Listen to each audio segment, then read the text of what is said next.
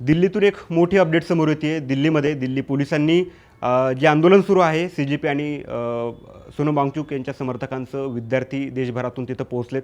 त्यानंतर आज संसद चलो हा मोर्चा जंतर मंतर ते संसद भवन इथपर्यंत जाणार होता, परंतु तत्पूर्वी विद्यार्थी त्या दिशेनं मार्गस्थ होत असताना पोलीस आणि विद्यार्थ्यांमध्ये झटापट झाली। यावेळी दिल्ली पोलिसांनी विद्यार्थ्यांवर मोठ्या प्रमाणावर लाठीचार्ज केल्याची माहिती समोर येते।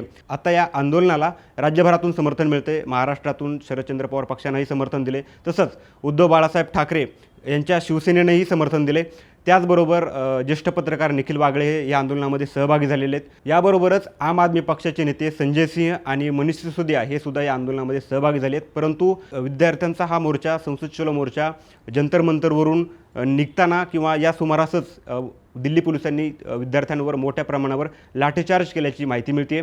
या आंदोलनाशी संबंधित सर्व अपडेट्स आम्ही तुमच्यापर्यंत दिवसभर पोहोचवणार आहोत। त्यासाठी आत्ता लगेचच थोडक्यातला फॉलो करा। बातमी म्हणजे थोडक्यात।